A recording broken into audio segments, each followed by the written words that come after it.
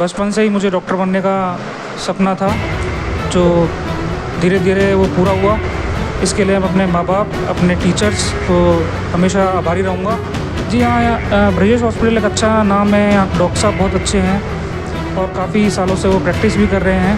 तो उनका जो मरीजों के प्रति उनका इलाज है, उनका व्यवहार है, वो सराहनीय है। डॉक्टर ब्रजेश जो हैं वो यहाँ काफ़ी समय से अपना सेवाएं दे रहे हैं। छोटी छोटी गाँव में भी उनका काफ़ी नाम है, काफ़ी पेशेंट उनके नाम से आते हैं और उनका जो व्यवहार है उनके प्रति वो सराहनीय है। एक बार वो पेशेंट को देख लेते हैं, उनको हाथ लगा के देख लेते हैं, तो इनसे मरीज़ को लगता है कि भाई हम ठीक हो जाएंगे, हमें भगवान की अनुभूति होती है। उनका इलाज भी इतने अच्छे से होता है, उनका व्यवहार बहुत अच्छा है। तो ये सब चीज़ें आजकल की जो जनरेशन के डॉक्टर्स बन रहे हैं उनको प्रेरणा लेनी चाहिए कि किस तरह से अपन को मरीज़ को ट्रीट करना चाहिए। उन्हें मरीज़ ना समझ के, अपना हमदर्द समझ के उनका इलाज करना चाहिए। अगर अपन पहले की बात करें तो पहले इतनी बीमारियां नहीं होती थी। जो घुटने की बीमारी है, कूल्हे की बीमारी है, कंधे की बीमारी है, वो आजकल ज़्यादा देखने को मिलती है। कारण कई हो सकते हैं कि आजकल का जो खान पान है वो ठीक नहीं है, लाइफ स्टाइल ठीक नहीं है, आदमी चलने फिरने का काम बहुत कम हो गया है, सुविधाएँ इतनी हो गई हैं, तो आदमी क्या है कि कंफर्ट जोन में चला गया है, वो बीमारियों की तरफ धीरे धीरे बढ़ता जा रहा है।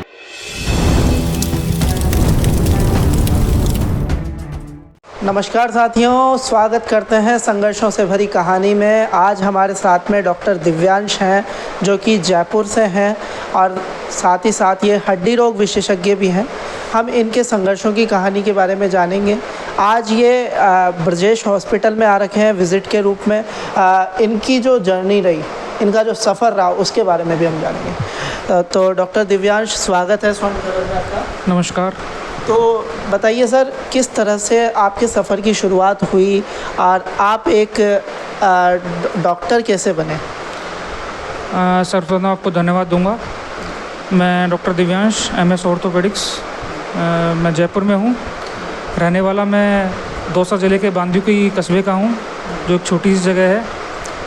मेरी स्कूलिंग भी वहीं से हुई थी और बचपन से ही मुझे डॉक्टर बनने का सपना था, जो धीरे धीरे वो पूरा हुआ।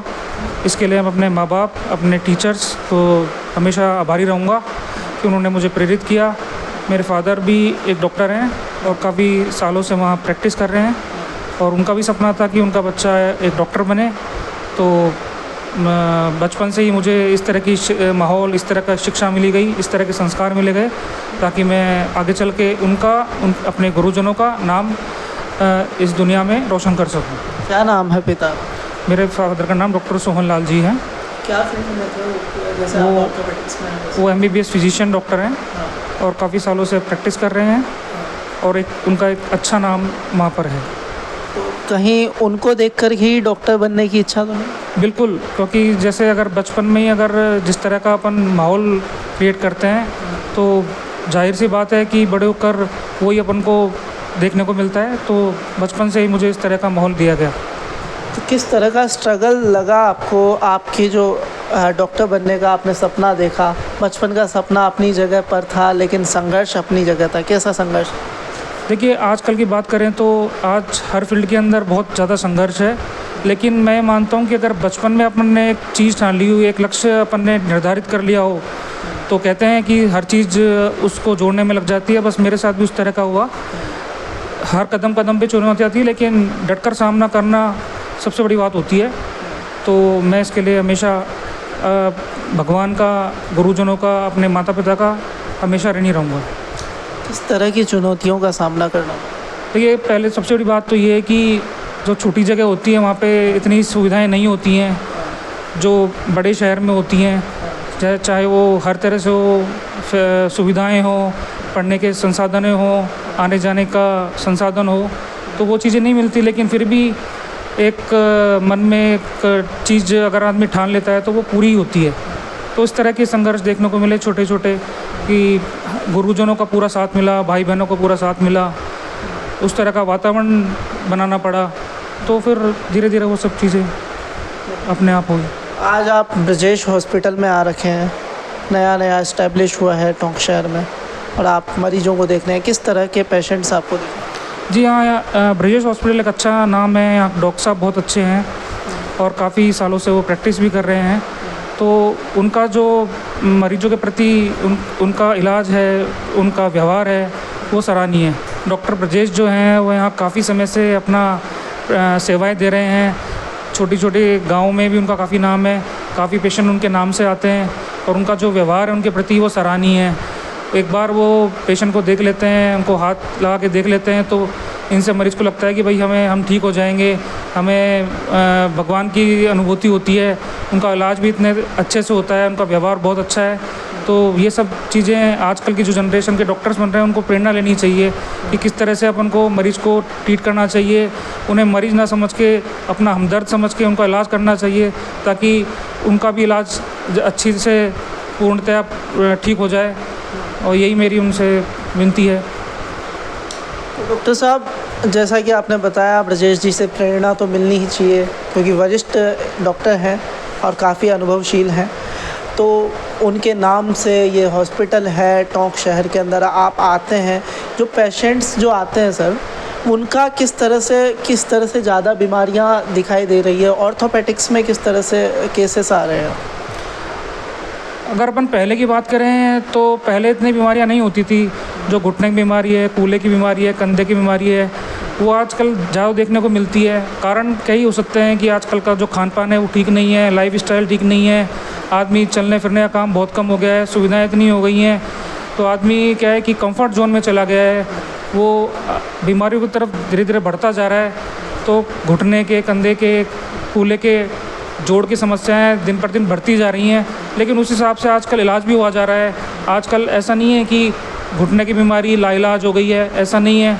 आजकल कई तरह की दवाइयाँ, कई तरह की एक्सरसाइजेस, कई तरह के ऑपरेशन इस तरह के होते हैं जिनसे मरीज़ बिस्तर पे नहीं पड़ा रहता, तुरंत अपना इलाज ठीक ढंग से करवा के अपने दिनचर्या वाले कार्य पूर्णतः कर सकता है। तो डॉक्टर साहब, जो आप बता रहे हैं कि खान पान की वजह से बीमारियां बढ़ रही है, तो क्या सलाह देना चाहेंगे आप मरीजों को जो ऑर्थोपेडिक्स में खासकर जिनके घुटने दर्द होते हैं, जिनके कमर दर्द होते हैं, जिनको हड्डियों की परेशानियां हैं? खान पान एज के हिसाब से होना चाहिए। मैं मानता हूँ कि अगर अपन 30-40 की एज में हैं, अपनी बोन डेंसिटी ठीक है, अपने blood calcium level, vitamin D level अगर अपना ठीक है और मान लो बहुत ज़्यादा कम आता है, तो उसकी कुछ मेडिसिन भी है, खान पान भी है, अच्छे विटामिन्स हैं, मिनरल्स हैं, इनका काफ़ी हद तक अपन उपयोग करके अपन पहले तरह अपने ठीक हो सकते हैं। तो डॉक्टर साहब, जयपुर से आप टोंक आते हैं। जयपुर में आपका जो पहला केस रहा डॉक्टर बनने के बाद, जो पहला केस था, उसका अनुभव आप बताएं थोड़ा। हाँ, कुछ साल पहले मेरा जो पहला केस किया था उसमें मैं काफ़ी नर्वसनेस थी, लेकिन मेरे जो सीनियर्स थे उन्होंने मुझे अच्छी तरह सलाह दी कि किस तरह से केस को हैंडल किया जाता है, किस तरह से उसको ऑपरेट किया जाता है। तो मैंने भगवान का नाम लेके, अपने माता पिता गुरुजनों का नाम लेके उस केस को किया और वो मरीज़ आज पूर्णतः स्वस्थ है। मैं इस तरह से कामना करता हूँ कि हर मरीज़ इस तरह से ही हो, उसका इलाज हो, उसको पूर्णतः फ़ायदा मिले। मतलब आप कहना चाह रहे हैं कि ऑर्थोपेडिक्स की हर बीमारी का आज के समय में इलाज है? जी, आजकल हर बीमारी का इलाज है। बस पेशेंट को ये लगना चाहिए कि मुझे तकलीफ़ है, वो सही समय पर डॉक्टर के पास पहुंच जाए तो उसका पूर्णतः इलाज हो जाता है और वो पहले की तरह ठीक हो जाता है। कहीं ना कहीं एक ऐसी सोच बन गई है कि एक बार दवाई शुरू हो गई तो वो बंद नहीं होगी, बाकी बढ़ जाएगी। नहीं, ऐसा नहीं है। ये कुछ भ्रांतियाँ भी हैं लोगों के अंदर कि हमें दवाइयाँ ज़िंदगी भर खानी पड़ेगी, हम बिस्तर से नहीं उठ पाएंगे, हम चल फिर नहीं पाएंगे, हम दौड़ भाग नहीं पाएंगे। लेकिन ऐसा नहीं है, ये भ्रांतियाँ गलत हैं। आजकल इस तरह की मेडिसिन्स हैं, इस तरह के उपकरण हैं, इस तरह के ट्रीटमेंट है जिससे मरीज़ अपने लाइफस्टाइल को पहले की तरह पा सकता है, चलना फिरना, दौड़ना भागना धीरे धीरे अचीव कर लेता है। इस तरह के दौर में जब लोगों में ये भ्रांतियाँ होती है, तो उसी समय कुछ लोग जो अन्य फील्ड के होते हैं, मेडिकल में या अन्य फील्ड के अंदर जो इलाज करते हैं, वो अपनी दवाइयाँ लेकर के आ जाते हैं, ये तेल लगाओ, उससे आपका दर्द ठीक हो जाएगा। तो ऐसे में भी एक अलग ही मार्केटिंग हो जाती है। हाँ, कुछ इस तरह के आजकल चलने लगे हैं कि भाई ये तेल लगा लो, ये बाम लगा लो, ये इस तरह के लोशन लगा लीजिए, आप ठीक हो जाएंगे। लेकिन हमें पूर्णतः अच्छे डॉक्टर को, क्वालिफाइड डॉक्टर को दिखाकर ही उससे इलाज लेना चाहिए ताकि उसको अच्छी तरह से इलाज मिल सके, वो पहले की तरह ठीक हो जाए। कई डॉक्टर्स ऐसे भी हैं कि पर्ची कटाओ, आप लोग जांच करवाओ, पहले पैसा भरो, उसके बाद ही हम आपको देखेंगे। मतलब इंसानियत भी ख़त्म होती जा रही है कहीं ना कहीं डॉक्टर जगत में। हाँ, ये बात मैं पूर्णतः सहमत हूँ आपकी कि ये बात सही है, लेकिन मैं तो ये समझता हूँ अगर एक डॉक्टर एक पेशेंट को अपने भाई की तरह, अपने परिवारजनों की तरह उसको ट्रीट करेगा तो उसके मन में ये बात कभी नहीं आएगी, ज़िंदगी भर नहीं आएगी। और अगर अच्छी थिंकिंग है उसकी, पॉजिटिव वेव्स है, तो मरीज जल्द से जल्द ठीक होगा। तो देख सकते हैं डॉक्टर साहब ने हमें बताया कि एक डॉक्टर का अपने मरीज के प्रति व्यवहार मात्र से मरीज की आधी बीमारी वहीं पर ख़त्म हो जाती है। और ऐसे ही डॉक्टर ब्रजेश हैं जिनका इंटरव्यू आपने पहले भी देखा होगा और लिंक डिस्क्रिप्शन में है, आप देख सकते हैं। बाकी उनका जो व्यवहार है अपने मरीजों के साथ में, तो वो व्यवहार मात्र से आधे मरीज तो वहीं ठीक हो जाते हैं, बाकी दवाइयों से ठीक हो जाते हैं। तो डॉक्टर को चाहिए कि अपने मरीज के साथ में ऐसा व्यवहार करें कि उसे अपनापन लगे और उसे ऐसा ना लगे कि यहाँ पर पैसे ऐंठने का काम हो रहा है। तो देखा आपने डॉक्टर साहब का ये इंटरव्यू, कैसा लगा उसको आप कमेंट करें, ज़्यादा से ज़्यादा लोगों के पास पहुँचाएँ, सब्सक्राइब कर दीजिएगा। अगले वीडियो में फिर मिलेंगे, तब तक के लिए धन्यवाद और नमस्कार।